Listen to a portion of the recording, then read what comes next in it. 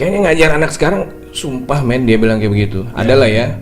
Terjadi clash of generation. Clash itu berarti apa? Berantem, tabrakan. Tumbukan. Baby boomers itu lahirnya 46 sampai 65. Sekarang umurnya berarti Di atas 55 tahun. Di atas 55 tahun. Karena saat ini ada 4 generasi yang kumpul dalam organisasi. Ada 4. Faktor apa sih yang sebetulnya pada akhirnya terjadi clash of generation in term of communication? Lu belajar tentang si X belajar tentang milenial belajar tentang X.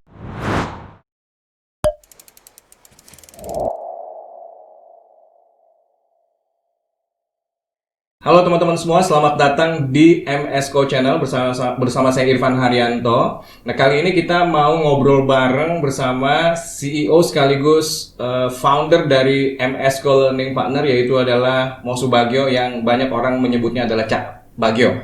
Nah, topik yang mau gua angkat kali ini sebetulnya lebih ke arah sosial, ya, masalah sosial, tapi sebetulnya bisa aja sih kita tarik ke masalah organisasi juga. Tapi kita akan angkatnya mulainya dari masalah sosial dulu ya. Jadi begini, nggak kemarin banget, tepatnya minggu lalu gue ketemu sama tetangga di rumah. Dia cerita panjang lebar tentang tantangan dia pada saat ya anak-anaknya kuliah di Surabaya.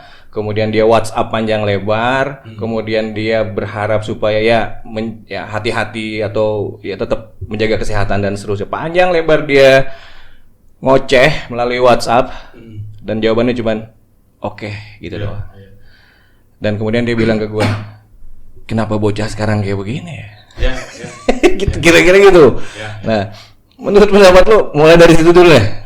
Kira-kira apa yang bisa lu tangkap tuh dari cerita temen gue tadi? Maka sebagian generasi kita generasi kita ini beranggapan anak-anak muda sekarang nggak sopan, nggak tahu cara menghargai senior, nggak tahu cara menghargai orang tua. Lalu suka dibandingin kan, Pan? Bandinginnya gini, dulu gua waktu masih muda nggak kayak gitu gua sama orang tua, nggak kayak gitu gua sama senior, nggak kayak gitu gua sama atasan. Sekarang, tapi itu valid men. Gitu, gua gini, tahun lalu sebelum COVID kita ada acara di alumni SMA lah ya. Kemudian kita undang juga salah satu guru senior, ya kan. Dia juga ngomong begini, perasaan gue ngajar lu lebih gampangan dulu walaupun lu bandel-bandel lah gitu kira-kira. Kayaknya ngajar anak sekarang, sumpah men, dia bilang kayak begitu. Adalah ya. Dia ngomong kayak begitu tuh. Artinya apa? Terjadi juga untuk peran seorang guru menangani anak-anak di zaman dulu. Dia bilang angkatan gue, dan sekarang dia masih udah pensiun 2 tahun yang lalu kalau nggak salah. Lalu kemudian dia menyampaikan hal yang sama tuh. Itu juga terjadi di sekolah ternyata, bos. Dan juga di organisasi ya. Iya. Organisasi kan sama juga tuh. Jadi sebagian senior yang di atas kita usianya ataupun kita kan suka membandingkan ya. Kalau senior kan membandingkan zaman dia punya anak buah di zaman kita masih mudaan ya, betul. Dibandingkan dengan saat ini yang baru masuk, atau kita membandingkan adik-adik kita itu angkatan di bawah ketika kerja di organisasi dengan kita pada waktu dulu masuk mulai bekerja di organisasi. Iya, betul. Sehingga komparasinya itu adalah dulu perasaan gue nggak gitu-gitu amat gitu. Dulu perasaan gue kalau nggak setuju sama atasan gue tuh nggak begitu cara ngomongnya, gue masih menghargai gitu. Sehingga ada beberapa teman ya atau senior di atas kita yang beranggapan susah ngadepin anak-anak sekarang itu. Nah itu tadi. Nah hal-hal kayak gitu fenomena yang it is kenyataan di lapangan memang. Nah makanya kalau gitu gue karena lu tadi tarik ke organisasi, inget gue baca artikel dari Dr. Steven Stowell. Ya, dia dari CMOA kalau nggak salah gue ya, Center for Management and Organization Effectiveness, kantor pusat di Swiss kalau nggak salah ya. Nah, kapan ya? Mungkin ya intinya gue pernah baca artikel yang dia bilang bahwa banyak masalah di organisasi terjadi di 5 tahun terakhir ini. Dia bilang. Jadi risetnya dia selama 5 tahun dan dia menyimpulkan dari sekian banyak, bos, ternyata 5 hal yang paling mendasar ternyata komunikasi itu adalah salah satu hal yang tantangan terbesar tuh, bro. Itu kenapa? Kok masalahnya di komunikasi maksud gua? Padahal kan banyak banget gitu. Ya, banyak sekali permasalahan, tapi kenapa masuk ke komunikasi? Iya. Menurutku salah satu triggering faktor yang membuat ini adalah karena saat ini nih, kalau istilah gue istilah keren ya. Iya. Gue pakai istilah keren. Terjadi clash of generation. Clash itu berarti apa? Berantem, tabrakan. Tumbukan. Oke. Ada buku bagus di Amerika, judulnya Clash of Civilization. Oke, iya. Tapi gue nggak ngomongin itu, gue mau ngomong tentang Clash of Generations. Karena yang terjadi saat ini nih, Van, saat ini nih dalam organisasi itu ada 4 generasi yang kumpul di satu tempat. Oke. Kan sederhananya komunikasi kan sederhana begini. Kalau gua kumpul dengan orang yang mirip sama gua, itu potensi konfliknya kan tipis ya. Iya, karena satu frekuensi. Karena satu frekuensi, satu kufu, satu makom. Iya, satu makom. Tapi begitu kita berkumpul dengan orang yang beda frekuensi ya, itu potensi konfliknya besar. Potensi miscommunication, potensi misinterpretation, misunderstanding itu gede banget. Nah, saat ini terjadi clash of generation karena saat ini ada 4 generasi yang kumpul dalam organisasi. Ada 4. Ada baby boomers. Masih ada? Ada. Baby boomers itu lahirnya 46 sampai 65. Sekarang umurnya berarti di atas 55 tahun. Di atas 55 tahun. Kan ada perusahaan yang pensiunnya umur 55 ya rata-rata ya. Tapi kan ada kan perusahaan yang punya discretion, dia bilang diperpanjang, di extend. Baik sebagai advisor atau staf ahli lah atau ya. Memang tidak banyak. Kalau kita melihat dalam organisasi might be less than 2% ya, kurang dari 2%. Tapi ada. Tinggal dikit berarti. Dikit banget. Jadi ada karyawan yang baby boomers yang usianya di atas 55.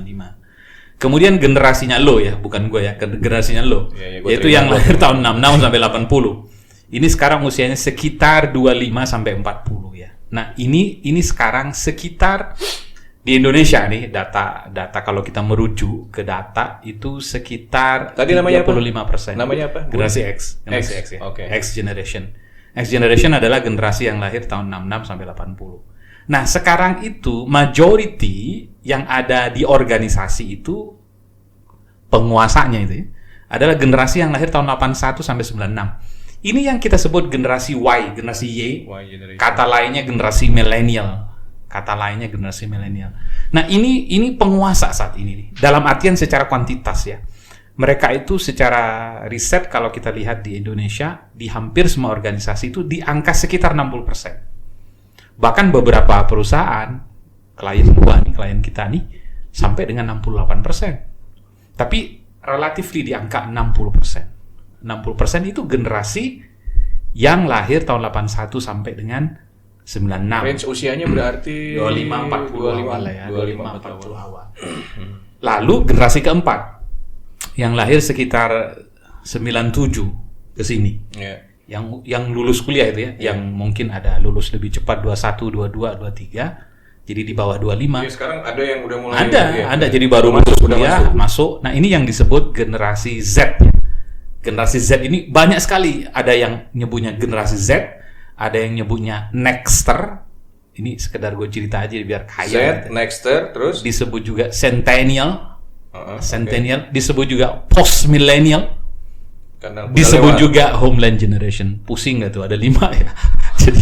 jadi ada Z, Nexter, kemudian Centennial, Post Millennial, atau disebut juga Homeland Generation. Nah, ini belum banyak. Tapi nyata ada. Jadi might be less than 3%.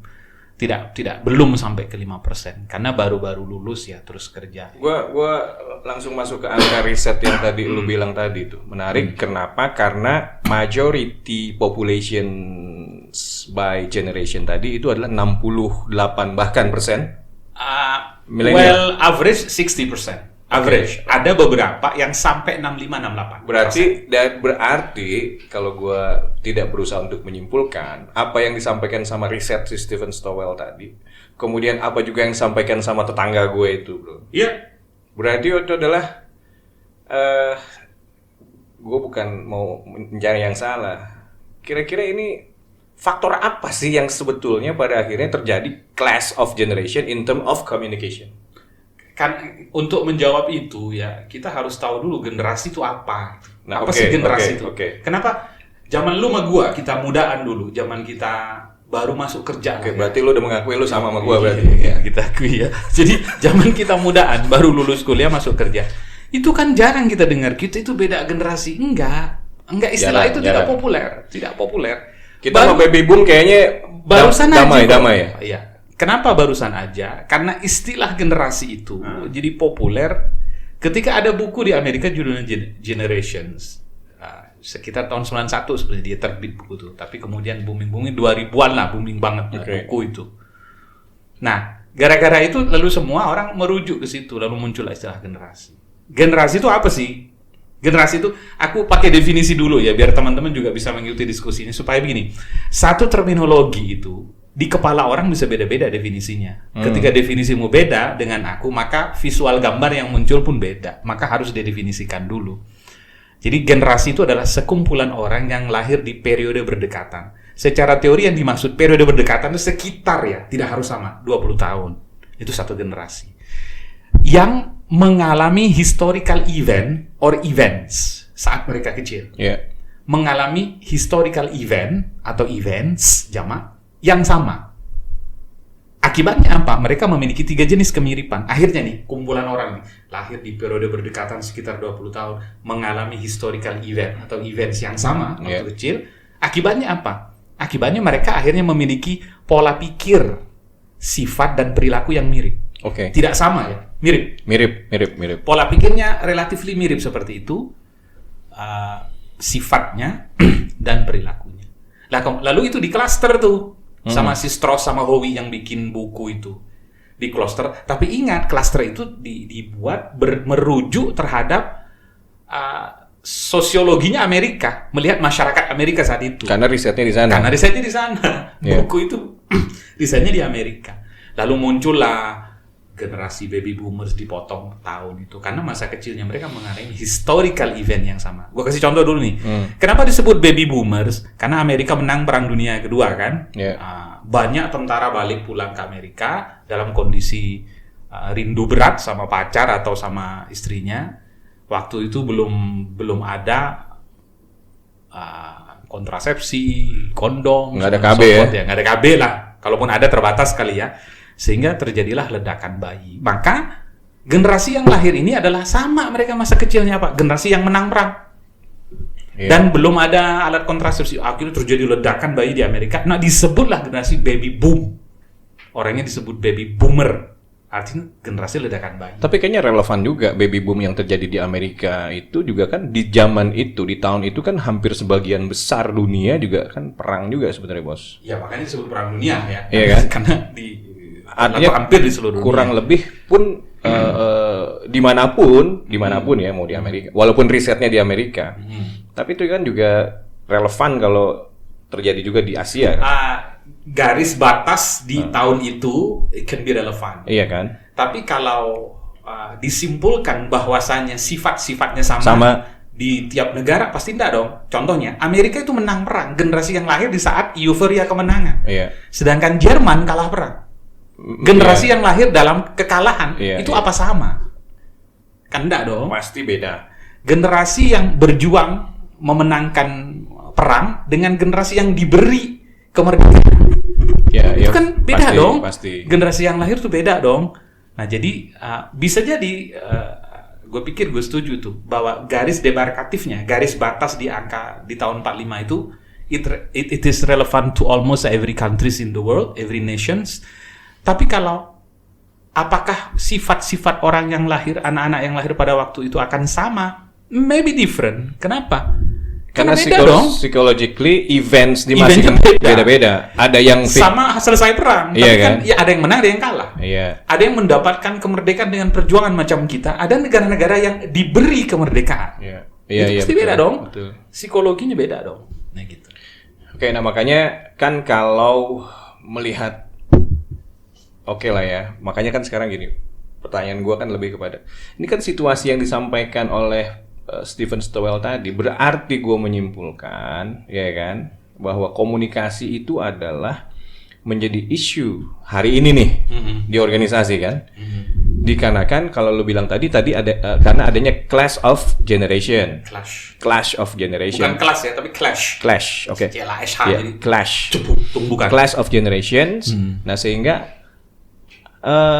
kita tidak bicara solution. Kemudian kalau kita bicara tentang role masing-masing orang kan tentunya dipertanyakan lagi nih. Siapa yang harus ngerti siapa? Ya. Kalau gue tanya sama temen gue, ya harus anak gue dong yang di Surabaya ngertiin gue bapaknya kan, gitu kan. Gue bilang sedih banget sih lu ceritanya kan. Sama juga kalau gue tanya di organisasi misalnya kita yang ya kalau kira-kira hari ini kan yang jadi bos gitu ya, level-level senior manager kan paling tidak kan di level X dong. Ya, di posisi kunci relatively dikuasai pada usia 40 ke atas. Bener dong, iya kan? Misalnya lebih banyak kan direktur atau group head gitu atau GM itu dia di situ. Terus pertanyaan gua, siapa ngerti siapa bos? Ya. Jadi ini jawabannya menarik. Kalau seolah-olah kalau dijawab sederhana begini kan, oh yang tua dong. Iya. Dia kan punya pengalaman banyak, sebenarnya lebih jembar hatinya itu, lebih luas. Harusnya lu jiwanya. Lebih dewasa. Lebih dewasa dong. Di sisi lain bilang kalian anak muda dong, kalian harus menghargai senior.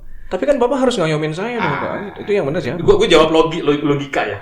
Logika ini sambil kita diskusi menarik nih. Tapi kita berusaha jawab ini secara logis sehingga bisa diterima. Nggak, artinya gini kan. Bisa diterima. Kan kita nih yang denger kan bukan cuman X doang, tapi kan Y juga dengerin loh. Harapannya kan kita nembak dua-duanya. Gue kasih analogi dulu ya. Ini analogi sederhana. Ini bayangkan dirimu itu naik kapal. Naik kapal di pantai ya. Naik di kapal itu ada bapak yang sudah sepuh, ada ibu yang sudah sepuh, lalu ada adikmu yang masih balita, lalu ada istrimu. 4 saja lah, nggak usah banyak-banyak ya. Ada bapak, ada ibu, ada adik yang masih balita, ada istri yang sangat kau cintai karena kalian belum punya anak. Dan kita. Dan kau sendiri berlima. Naik kapal ini cuman berlima. Kebetulan dari 5 orang ini yang bisa berenang cuman kamu. 4 ini nggak ada yang bisa berenang. Masuk dari bibir pantai, kau naiklah perahu itu 100 meter dalam di situ. Kebetulan karena agak ada relung, ada palung atau apa ya. Tiba-tiba ada ombak, pecah tuh perahu. Begitu pecah, terlemparlah semua itu berlima. Pertanyaan gue ke lo, karena kau hanya punya 2 tangan, kau harus menyelamatkan diri dan karena gue bisa berenang, yang lain enggak. Yang lain tidak. Kemungkinan besar kau tidak mungkin bisa menyelamatkan semua kan? Bener. Kau hanya bisa menyelamatkan 1. Kau bawa cepat, bisa jadi kau balik lagi. Pertanyaan gue, siapa yang akan kau selamatkan pertama kali? Siapa? Secara sadar gue harus berpikir, kalau di pesawat nih, kan ada tuh, bahwa kantong udara ada di atas Anda. Pastikan dirimu menggunakan terlebih dahulu baru orang lain. Maka gue jawab, pasti gue harus mikir selamat dulu gue. Tapi kan ketika gue masih mampu membantu satu orang semampu gue, siapa yang pertama kali dipilih? Bapak, ibu, istri tercinta, atau adik yang masih balita? Astagfirullahaladzim. Si malakama ya. Berat boy. Tapi gue kan nggak harus. Ini beneran harus gue jawab? Iya dong, kan harus lu pilih 1. Maksud gue gini nih, gue mau tunjukkan bahwa ada jebakan. Ternyata ketika memilih opsi, membuat keputusan, kita itu masuk ke emotional decision rather than intellectual decision. I will pick my wife. Your wife. Alasannya? Because there will be another baby. Oke. Jadi biarlah ibumu yang sudah melahirkan kau itu, dengan perjuangan hidup mati itu, biarlah dia meninggal. I'm trying to be realistic. Berat. It doesn't mean I don't love my parents. Tapi jadi lu akan bilang, ibu, mohon maaf, gue pilih bini gue gitu. Susah ya jawabannya. Iya, artinya kan kalau itu pilihan kan lu suruh gue pilih. Iya, gue pilih. Nah, oke, dan everybody has their own reason. Kalau bisa gue selamatin semuanya. Masalahnya I don't have capacity to do that. I don't. Ya kan. Being realistic loh. Being realistic. So I have decide. I will save my wife.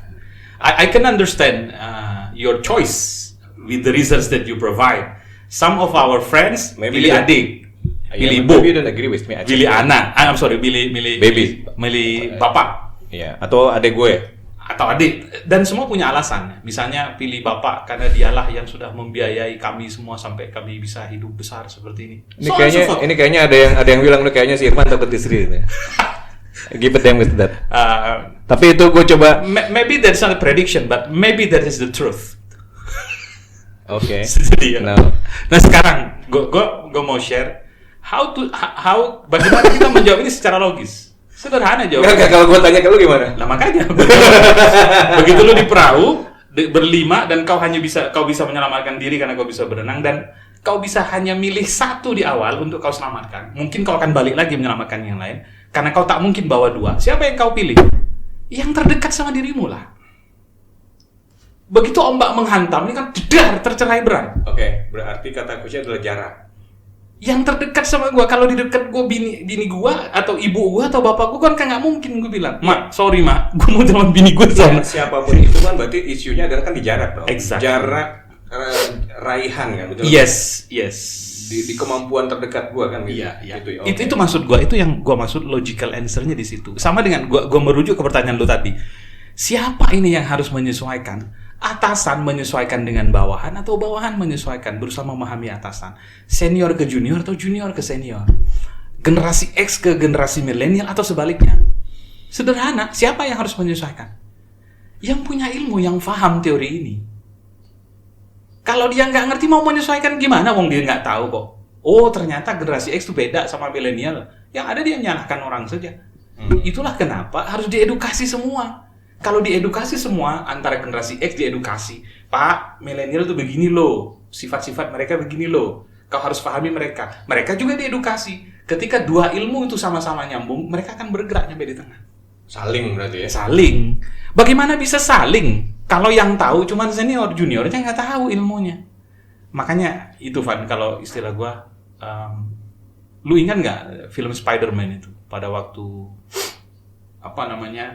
pamannya Spider-Man ketembak mau mati ya, mau meninggal. Terus dia ngomong apa ke Spider-Man? Dia bilang, with great power lies great responsibility. With great power comes great responsibility. Artinya, semakin lu berilmu, semakin lu dituntut untuk bisa berlaku lebih dibanding tak berilmu. Berarti tugas kita adalah memberi edukasi, membuat semua stakeholder itu berilmu. Jangan dikep-kep dewe kan. Inisiatif harus mulai dari orang yang udah tahu berarti kan? Iya dong. Maka kalau istilah gue gini. Tapi kan masalahnya kan ego kan kadang-kadang begitu, Bos. Nah, itu dia. Kadang kita udah tahu ilmunya tapi tetap aja nggak bisa dong, Bos. Kan yang muda harus hormat sama yang lebih tua gitu. Berarti yang muda harus diberi ilmu tentang itu dong. Oke, both side ya. Both sides dong. Tapi kita tidak bisa berharap seseorang melakukan sesuatu kalau dia tidak tahu. Bagaimana seseorang mau berusaha memperbaiki kalau dia tidak tahu kalau dia salah? Oke, sekarang kita bicara misalnya kan udah jelas kan gue yang ex bos ya. Terus gue mesti gimana nih kalau sama anak-anak yang millennials? Kenali dulu. Dia itu kayak gimana sih orang millennials? Kenali dulu. X harus tahu millennial. Jadi menurut gue ya dari empat generasi itu yang signifikan untuk dibahas sekarang adalah X sama Y. Iya, karena itu persentase terbesar. Iya, dan pemegang kuantitas adalah di milenial. Jadi kita harus paham dulu milenial. Lu sama gua generasi X yang lahir tahun 66 80 itu kan masa kecil kita kan, kalau gue bilang masa kecilnya kan kita dibesarkan oleh TVRI. Opsi kita cuma satu ya. TVRI doang. Kalau lu mau nonton acara musik, kau nggak bisa nonton kapanpun, nggak bisa. Karena kau harus menunggu Aneka Ria Safari. Terus udah gitu jam 9 udah mati. Jam 9.30 malam. Itu pun kalau nggak ada laporan khusus dulu ya. Kalau mencapi. Dunia dalam berita kan. Akhirnya kenapa? Karena masa kecilmu seperti itu, kau itu terbiasa dan terdidik, terkondisi untuk lebih sabar menghadapi situasi, untuk mengikuti proses. Nerima. Kenapa? Karena lu mau fighting kayak apa nggak bisa. Lu lihat acara musik malam hari kecuali nunggu Aneka Ria Safari yang 2 minggu sekali itu, kecuali nunggu jam 21.30. Nggak bisa, di luar itu lo nggak bisa. You don't have options, you don't have alternative. Iya, ada option. Makanya dulu nggak ada remote, bro. Nggak ada remote, karena cuma ada TVRI. Itu pun sebagian hitam putih. Dan di beberapa tempat di kampung gua dulu itu di setir pakai aki. Kadang kita nunggu jam 9:30, matiin dulu, kalau nggak akinya habis.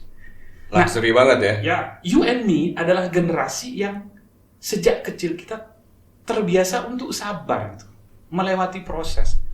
Adik-adik kita ini yang generasi millennials itu masa mudanya ada RCTI. Tahun 91 kan sudah ada RCTI ya. 92 apalagi yang lahirnya, lu lahir tahun 90. Masa kecilmu itu sudah RCTI, SCTV, mungkin MTV dan segala macam. So you have option banyak. Jadi begitu lu nggak suka satu acara, kau punya alternatif, then you can change.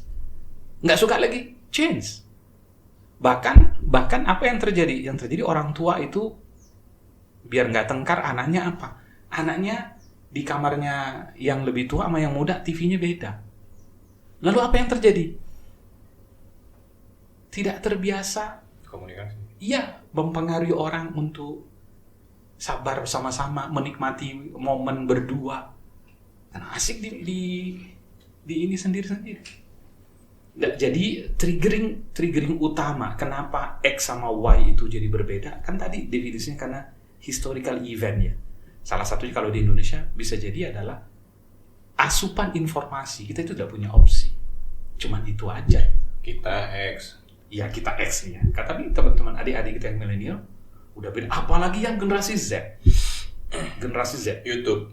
Aduh, segala macam digital sekarang. Lu sama gue kan generasi kaset yang kalau kita habis putar terus diputar balik begini pakai. Ini kalau yang lihat kita ini anak-anak kuliahan ke bawah, adik-adik kita nggak ngerti yang gue maksud. Tapi lagi ngetren lagi sih sebenarnya, Bos. Iya. Go back to klasik ya. Apa istilahnya sekarang? Throwback. Apa istilahnya? Itu lagi ngetren lagi sih. Anak gue sama gue lagi berburu kaset lama. Tapi ya balik lagi sih. Memang apa yang lu bilang tadi itu real things buat gue, dan kejadian juga di organisasi juga kejadian banget, bahkan ada risetnya. Kemudian apa yang tadi disampaikan di awal, sehingga kalau gitu apa sih kalau misalnya memang gini ya, kita udah edukasi atasan, kita juga edukasi mereka yang atasan itu maksudnya adalah para X ya, para Xers gitu ya, dan juga para millennials. Kan kita tinggal tunggu interaksi di antara mereka kan. Ya. Nah, tips apa yang lu bisa kasihkan? Anggaplah inisiatif itu dua-duanya udah dapat ilmunya. Ya kan? Ya. Tipsnya gimana, Bos? Definisikan dulu ya. Kalau gue ditanya sederhana begini, millennials itu gimana sih orang-orangnya? Kan banyak tuh risetnya. Tapi sebutin 2-3 aja deh. Iya kan, tadi lu kan cuma menjelaskan mereka kan Kenapa punya banyak begitu? opsi kan. Kenapa begitu? Kalau kita kan cuma satu opsi. Tadi analogi kan TV ya kan. Kalau mereka kan sekarang udah banyak. Akibatnya apa? Akibatnya milenial ini generasi yang seperti apa? Satu, mereka itu gadget savvy ya. Gadget oriented banget. Inilah generasi yang gadget oriented. Berarti apa-apa yang menyangkut budget mereka excited. Sedangkan generasi 40 tahun ke atas, gadget itu sesuatu yang dalam tanda kutip agak memberatkan. Agak memberatkan ya, tidak semua orang, tapi dalam tanda kutip ya, tidak menikmati di awal. Bahkan beberapa organisasi itu sampai melakukan reverse mentoring. Jadi anak-anak muda itu diminta menjadi mentor untuk para senior supaya bisa nyambung dengan gadget yang ada sekarang. Itu mereka itu gadget. Itu ada kayak gitu tuh. Ada organisasi besar di Indonesia melakukan itu. Akhirnya terjadi komunikasi bagus. Jadi yang senior ngajarin bisnis, yang anak muda ngajarin teknologi. Nyambung lah. Benar. Dengan mengequip kelebihan masing-masing. Jadi itu satu ya, kalau milenial sangat gadget savvy. Yang kedua, mereka itu ternyata adalah generasi yang relatively sangat logis sebenarnya. Yang mana? Milenial. Kalau ditanya kenapa logis, bisa jadi karena waktu bayi dalam kandungan atau lahir itu generasi ini adalah generasi yang asupan nutrisinya bisa jadi lebih baik dari kita ya. Protein terutama. Ya, protein itu sehingga dan seperti yang kita paham itu berkontribusi pada pengembangan IQ ya. Sehingga mereka itu logikanya sangat kuat. By the way, gue keluar sedikit ya. Gue mau kenapa kok logika itu mempengaruhi IQ? Karena IQ itu ada 4, Van. IQ itu ada 4 contributing factornya. Jadi seseorang disebut IQ tinggi itu ada 4. 1, kemampuan logika. 2, linguistik. Yang ketiga spasial. Yang keempat memori.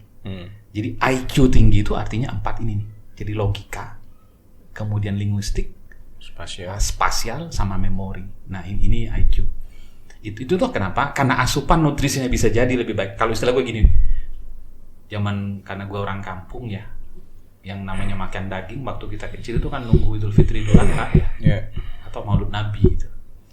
Yang namanya ganti baju, gue ingat betul zaman SD kita beli baju baru kan nunggu Idul Fitri ya. Kalau gue dulu bilangnya gini, kita makan daging ayam itu kalau nggak kitanya yang sakit, kalau nggak ayamnya yang sakit dipotong.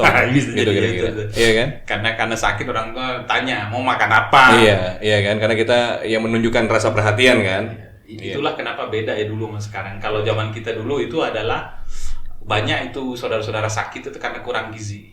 Makannya kurang banyak, kurang enak. Itu fakta, Bos. Kalau sekarang banyak orang sakit banyak makan. Iya. Itu yang nomor 2 ya. Benar. Nomor 1 tadi adalah teknologi atau gadget savvy ya. Yang nomor 2 adalah itu nalar logika itu relatively ya, tidak harus mutlak. Nomor 3 ternyata secara riset generasi milenial itu adalah value orientationnya tinggi, value oriented. Yang gue maksud value itu ada beberapa. Ada paling tidak ada 3 value. 1, mereka itu adalah generasi yang senang bekerja di tempat yang peduli sama orang lain. Ternyata gaji itu bukan satu-satunya bagi mereka. Siapa? Milenial. Iya, ya milenial. Jadi kalau orang bilang anak sekarang yang dipikirin cuma duit, enggak juga secara riset ya. Jadi mereka itu value oriented itu paling tidak 3 ya. 1, mereka itu generasi yang senang bekerja di perusahaan yang peduli sama orang. Jadi kalau perusahaan ini peduli sama lingkungan, membantu CSR-nya bagus, itu mereka dijadikan pertimbangan tuh masuk. Yang kedua adalah go green. Value mereka itu senang dengan alam. Ada satu perusahaan besar di Indonesia, itu multinational company, dia itu bikin produk, gua nggak sebut lah ya, minuman gitu, air putih, di mana dia produce satu air putih pakai botol yang air putihnya sama, volumenya sama, tapi harganya lebih mahal dibanding yang reguler. Karena botolnya waktu gue tanya apa yang beda botolnya, kenapa botol ini recycle, bisa di recycle dibanding yang itu. Terus gue tanya, terus penjualan gimana? Yang nggak sebagus yang reguler. Kenapa perusahaan lu bikin kayak gini? Jawaban dia apa? Attract. Karena tuh attract milenial. Jadi milenial itu tanya, perusahaan ibu ini perusahaan bapak, ini peduli nggak sama lingkungan? Begitu dilihat produknya, oh kita punya produk yang bisa di recycle, itu ternyata attract mereka. Itu kenapa bisa gitu ya? Nah itulah milenial itu generasi yang sudah peduli sama itu, bukan sekedar duit. Karena mereka karena mereka informasi banyak masuk kali ya. One of those, sehingga mereka go green. Tadi yang pertama apa? Go green, peduli orang. Peduli, iya. Makanya kalau kita lihat ada change.org atau perubahan-perubahan yang terjadi itu, kalau ada apa namanya? Ada sesuatu yang menimpa saudara kita, mereka itu yang bergerak di awal-awal. Bikin survei-survei gitu ya? Bikin gerakan-gerakan, ngumpulin dana. Itu mereka itu ada di front terdepan. Itu 2. Yang ketiga, yang dimaksud value orientation-nya tinggi itu adalah ketika mereka mengambil keputusan itu, mereka typically generasi yang tidak nempel terhadap brand. Contohnya begini nih, gue pakai brand A begitu ya, terus ada brand B. Gue nih generasi kita nih, terus ada teman bilang ini brand B nih lebih murah nih, bedanya 100.000. Kebanyakan kita itu enggak, gue suka ini. Loyal kita terhadap brand itu apapun. Kalau mereka enggak. Kalau memang ada yang lebih murah, secara fungsi bagus, ya udah gue pindah, so what?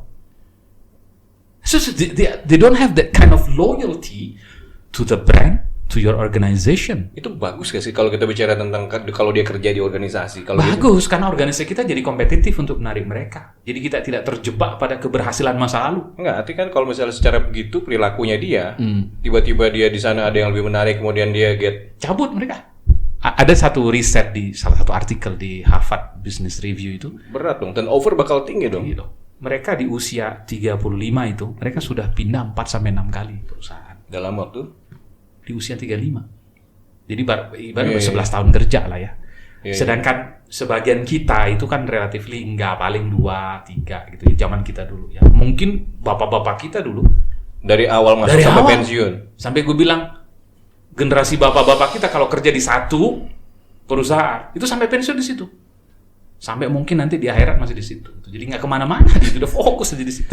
Jadi kan orientasinya berarti ya oke, ya itu sih. Apa bukan karena dulu itu pilihannya tidak banyak juga? Pasti dong, one of those. Terus arus informasi ya, bahwa di sana ada lowongan mungkin tidak sebesar sekarang. Sekarang era keterbukaan. Makanya gue pernah cerita tentang kalau ada flat Earth. Wah, itu sempat ramai itu. Teman-teman kita yang percaya dengan itu, kalau gue bilang sekarang itu flat world, bukan bumi datar bagi gue. Kalau gue ya, gue itu dunia yang datar sekarang. Karena arus informasi sedemikian, jadi semua lapangan jadi rata, semua kelihatan. Ada apa di sana, ada apa di sana. Maka dampaknya, contoh Van ya, dampak bagaimana organisasi mengelola. Lu kan orang HRD ya. Dulu kan kita mengenal namanya customer satisfaction. Betul. Contributing factornya salah satunya adalah gajinya dinaikin supaya mereka puas. Lalu pindah kan jadi employee satisfaction. Lalu pindah kan jadi employee engagement. Jadi bagaimana hati terlibat, sehingga bukan hanya masalah duit, bahwa dia harus punya teman di sana, dia bisa ngomong apa nih kalau dia ada masukan. Lu tahu nggak sekarang trennya? Bukan lagi employee engagement, sudah obsolete itu bro. Sekarang masuk level baru namanya employee experience. Employee experience. Lu kalau employee engagement, lu kan diminta menilai organisasimu setahun sekali. Itu shifting gara-gara millennials ini, maka dirubah. Gara-gara teknologi. Gara-gara teknologi. Jadi si employee itu ingin menilai perusahaan itu bukan nunggu akhir tahun, tapi pada tiap spot di mana gue berinteraksi dengan organisasi, misalnya salah satunya diwakili oleh atasan dengan sistem, gue itu bisa ngasih komen. Jadi every day is moment of truth. Iya, gue bisa ngasih nilai sehingga semua dikumpulin. Oh, experience gue, misalnya ya, gue waktu rekrutmen experience gue bagus, tapi waktu induction nggak bagus tuh, gue nggak nyambung tuh.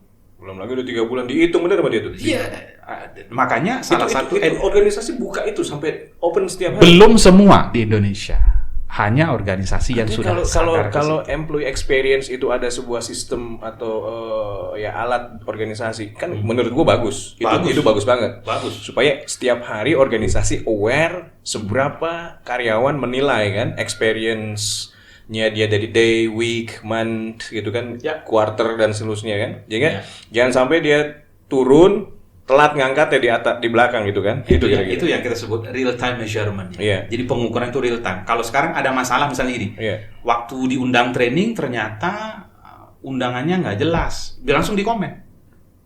Tidak nunggu akhir tahun begitu kekurangan itu sudah mengerat ya, sehingga susah. Udah ngerak tuh ya. Udah ngerak. Jadi makanya konsep ini memang relatif baru dan di Indonesia juga belum terlalu banyak karena harus. Tapi itu udah ada tuh, men. Ada. Canggih ya. Employee experience. Tapi itu keren banget tuh. Jadi bukan sekedar customer experience ya. Karena kalau customer satisfaction sudah lewat. Sekarang customer itu, kalau gue nih ya, sebagai customer, gue itu mau memberi respon kepada service provider atau product provider. Itu dalam perspektif gue sebagai customer. Tapi karyawan juga sekarang sudah iya. Ya, kalau gitu gue setuju. Ada statement yang dulu kan pernah kita sering dengar lah ya. If you can treat your employee well, so your employee will treat your customer well, kan gitu ya. Ya. Gue pikir itu kalau itu dipakai hari ini oleh banyak organisasi, jadi setiap hari mereka harus kayak semacam ring bell every day kalau misalnya pelayan dari satu tim buruk terhadap, langsung saat itu juga langsung turun tuh. Tetap enabler-nya adalah teknologi ya, digital, sehingga bisa membuat ini jadi day to day rutin. Lu bisa kasih komen terhadap perusahaan, terhadap yang lu alami sebagai employee itu at any time.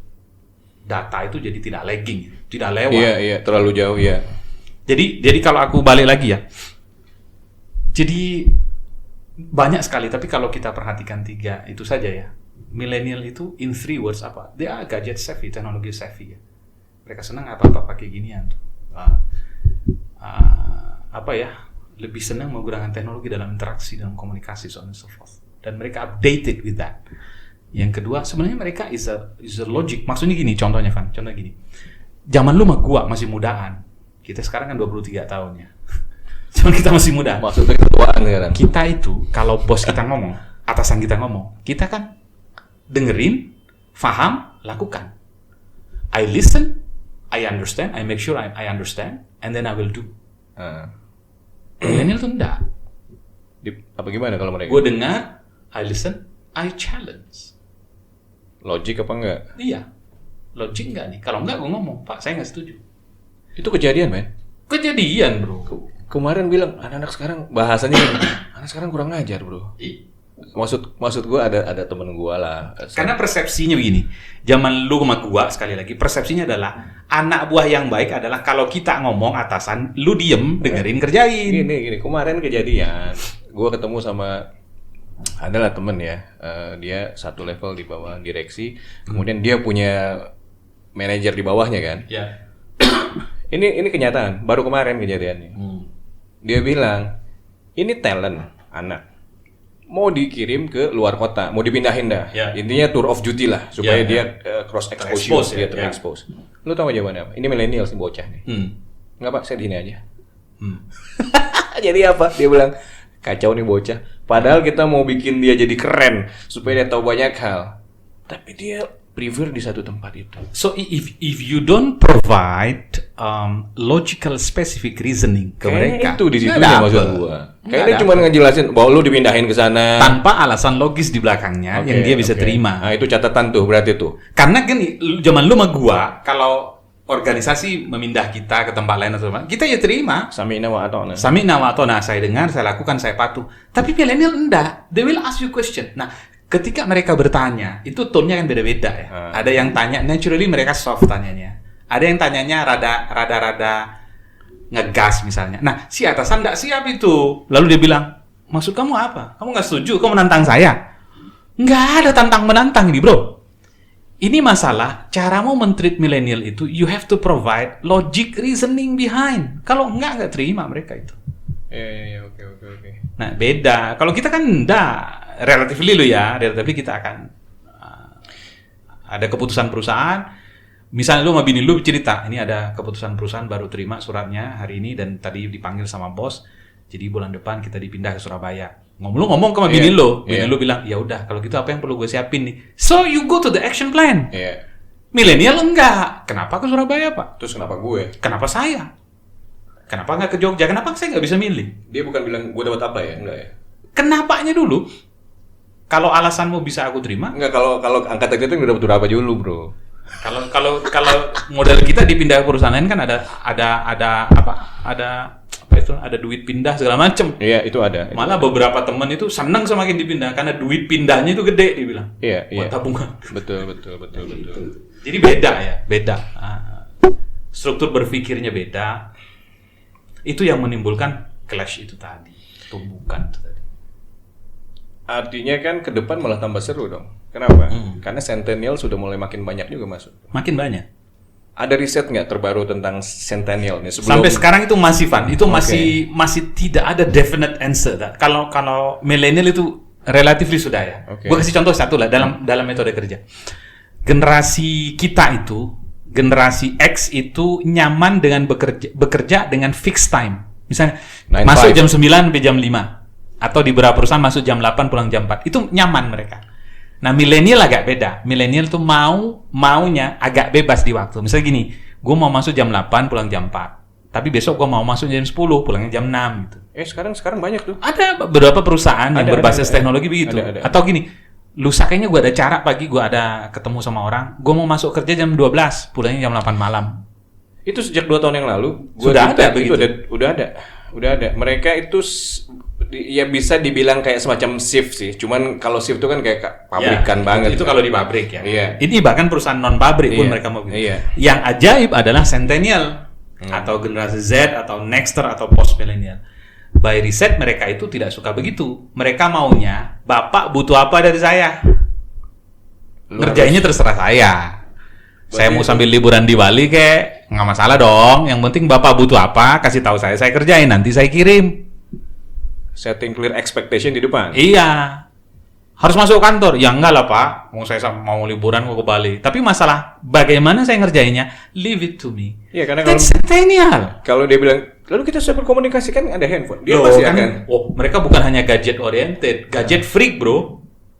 Iya. Sudah freak sudah, bukan savvy lagi bro. Udah eat, sleep with it itu ya. Ya, bahkan menurut gue tuh sudah you eat, drink, sleep, and dream with it, and ngigau with it. Itu generasi Centennial tuh. Nah makanya how do we respond to that? I mean the stakeholders. Bagaimana organisasi merespon itu? Lu nggak bisa bilang, gua nggak mau, gua pakai cara lama. Loh, udah beda bro. Kalau istilah gua gini nih. Dulu ikannya model kayak kita nih, kayak ikan kita ini ikan cupang misalnya, atau ikan cupang ya. Lagi Cupang. rame, iya. Ikan cupang Ikan itu adu tuh. mau hidup, bisa hidup itu kalau akuariumnya air tawar. Ya dong? Sekarang ikannya itu bukan cupang. Milenial apalagi Centennial itu sudah kayak ikan dori atau ikan Nemo itu. Ikan Mereka nggak bisa hidup di air tawar, bro. Organisasi harus merubah dirinya dengan air laut, baru mereka bisa hidup. Kalau lu terjerembab dalam keberhasilan masa lalu mempertahankan air tawarmu ikan itu nggak bisa masuk. Ekosistem tak mendukung. Iya. Oke. Ini gua kira mungkin tidak menjawab semua kegelisahan. Kan kalau gua tangkep dari lu tadi gara-gara pertanyaan siapa yang mau gue selamatin itu sebetulnya kesimpulannya. Ya. Di situ. Bukan mau siapa bilang siapa yang ngalah dan bagaimana, enggak. Tapi justru gua tertarik dengan statement lu tadi, yaitu adalah harus ada inisiatif yang sudah dilakukan. Contohnya tadi adalah yang tua ngajarin business wisdom lah gitu kira-kira. Kemudian yang muda ngajarin yang senior, yang X generation, millennials ngajarin mereka itu teknologi itu ya. Itu gue kira itu salah satu hal. Itu salah satu cara yang gue surprise karena setahu gue nih baru satu itu yang dilakukan dan relatively sukses. Ini salah satu perusahaan besar sekali di Indonesia dan penerima penghargaan engagement dari Gallup itu berturut-turut. Saya tak sebutlah namanya lah. Ini perusahaan tuh hebat sekali. Sebutlah dikit lah. Awalnya B itu, selanjutkan sendiri 3 huruf. Ini perusahaan hebat sekali. Perusahaan hebat. Melakukan metode BCA bro. BCA itu melakukan reverse mentoring. Lu langsung 3 huruf tadi gue langsung itu pasti. Reverse mentoring itu. Jadi luar biasa mereka itu. Sehingga apa? Programnya namanya reverse mentoring. Tapi kita nggak ngomongin programnya lah. Bukan. Dia punya program. Iya, reverse mentoring. Tapi kata kunci kan mentoring tadi itu ya. Jadi reverse itu kan berarti dua dibalik. Iya. Jadi kalau biasanya senior mementor si junior, sekarang reverse nih, si junior itu bisa mementor. Asik. Tergantung apa kan mentoringmu terhadap apa. Kalau terhadap teknologi, ya memang paling layak anak-anak muda itu ngajarin lu sama gua. Gua tuh Instagram aja gua nggak tahu tuh, bro. Kasih sama yang ahlinya kan gitu ya. Iya. Mungkin kalau business wisdom ya yang senior lah jadi mentor. But there will be a mutual positive communication between both generations gitu. Nah, itu yang menurut gue yang bagus sekali ya. Oke, clash generation. Clash of generation yang terjadi hari ini, kemudian yang muncul adalah bisa dibilang banyak sekali miscommunication di antara mereka. Ya kan, sehingga menyebabkan productivity yang tadi gua sampaikan Stephen Stowell jadi terhambat lah gitu kira-kira. Maka ke depan yang harus dipikirin para siapapun yang dengerin omongan kita, ya bukan nungguin siapa yang harus memperlakukan siapa, tapi ketika lu sudah tahu ilmunya, ya mungkin dari pembicaraan kita hari ini, lu belajar tentang si X belajar tentang milenial belajar tentang X. Gue kasih contoh satu lagi, Pak. Ini menarik, Pak. Ini kejadian itu seorang presidir satu perusahaan percetakan terbesar di Indonesia ngobrol sama gue, dia cerita begini. Saya itu punya sekretaris, Mas Bagio, katanya. Anak-anak milenial nih, anak muda, cewek, katanya. Kemarin tuh saya kaget, katanya. Karena dia pulang lebih cepat. Di sekitar jam 4 gitu dia pamit pulang. Saya, karena beliau itu orang Jogja, sudah senior, usia sekitar 52, 53 gitu. X banget ya, late X saya. Itu kita kalau ngomong sama yang lebih senior kan selalu panggil, menggunakan kata ganti saya kan. Lu kan pasti nggak mungkin kita ngomong sama senior kita panggil pakai gue kan, enggak, pakai saya. Nah, sedangkan ini si sekretaris itu tiba-tiba minta izin katanya. Kalau kita minta izin kan datang ya ke ruangannya dan ngomong. Dia enggak, dari jauh katanya. Pak, aku duluan ya katanya. Pak, aku duluan ya. Gitu. Tapi secara waktu emang udah waktunya boleh pulang? Iya kan, enggak, kan dia minta izin kan. Oh, okay, Pak, aku duluan ya, ada perlu gitu. Ini si temen gua nih, yang si direktur ini, kaget saya, Mas, dia bilang. Speechless gitu. Saya cuma ngangguk. Iya, gitu. Dalam hati. Kok bisa begitu ya cara izin gitu. Iya. Dan buat dia itu biasa. Buat si dia tuh, si sekretaris biasa dong. So what gitu loh. Iya. Yang penting kan esensi dari gua minta izin. Pesannya kan sampai kan gitu kan. Sedangkan si dia bilang, I will never do that in my life gitu. To my boss, to my senior. Menggunakan kata ganti aku. Lalu dari jauh sambil dada, Pak, aku duluan ya, sudah perlu gitu. Itu kan gak polite lah. Gak polite. Nah makanya gue bilang, ada kawan bilang begini, berarti ini ya Yok ya gitu, milenial itu gak sopan. Gue bilang begini, bukan tidak sopan, tapi definisi sopan itu berbeda antara generasi X, generasi Y dengan milenial. Definisi sopan itu ya. Perilaku sopan itu berbeda. ini kan jadi geographical. Nah, ini kayaknya perlu kita bahas nih bro. Ini kita bicara tentang sopan nggak sopan, tapi tetep loh men. Kalau gue lihat, Iya. kan kita masih hidup. Generasi X kan masih eksis gitu Ya. kan. Adapun mereka juga eksis, kayaknya harus ada standar dong pada akhirnya. Ya. Sopan santun itu kan harus ada standar dong. Iya.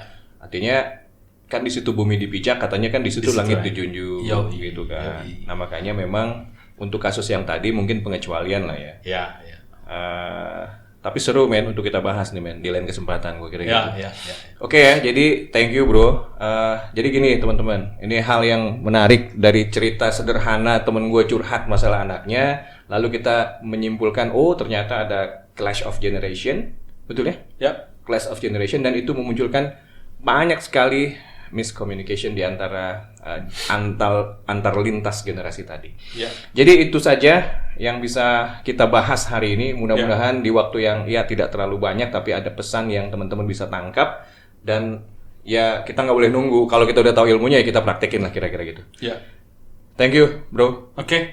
Thank you. Jadi itu aja teman-teman. Terima kasih banyak. Sampai ketemu di lain kesempatan. Thank you. Thank you.